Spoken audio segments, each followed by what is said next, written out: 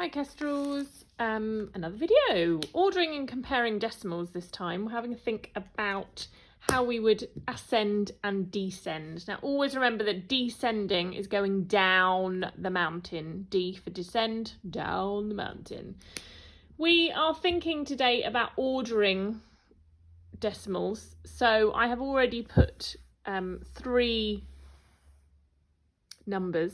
I nearly forgot what the vocab was there. 3 numbers into my place value chart. 3.312, 3.098 and 3.302. And I want to put them highest to lowest. And that means I am descending. I'm going downwards. Okay. Now, I can see here that they all have 3 in. So that doesn't mean that I can just put them in any old order as I'm coming down. I need to then go next door and have a think about what is the biggest number here.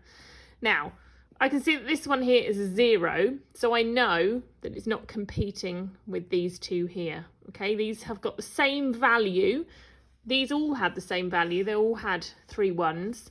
Now this one here and this one here have 3 tenths, so they have the same value as well. So we're going to not think about this middle one here for a moment. And we're going to have a think about 3.312 and 3.302. Now, because they both have the same value in these digits, in these columns, we're going to have to go next door.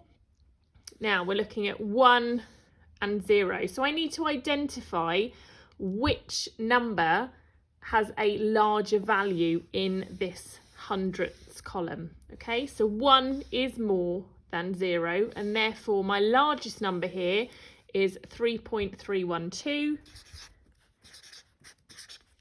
Okay, I know then that this one is going to be the next one because I had a lesser value in the tenths for this one, so this wasn't competing in these 2 numbers earlier. So the next one is 3.302, and then finally 3.098.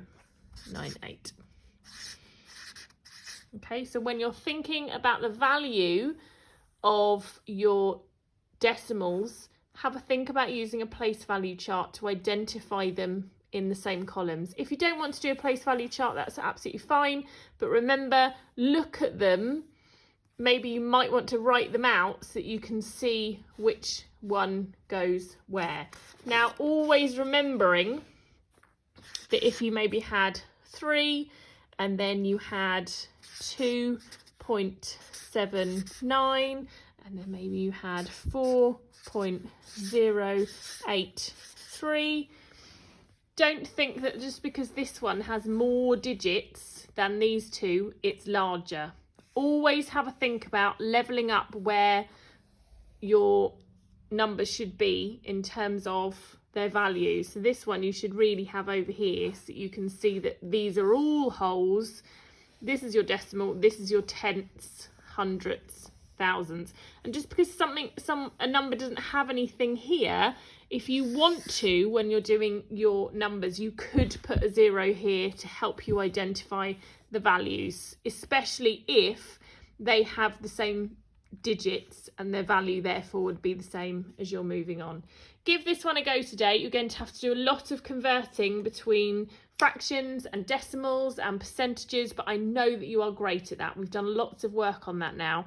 Give it a bash and talk to me on Seesaw if you need a little bit of help. Bye.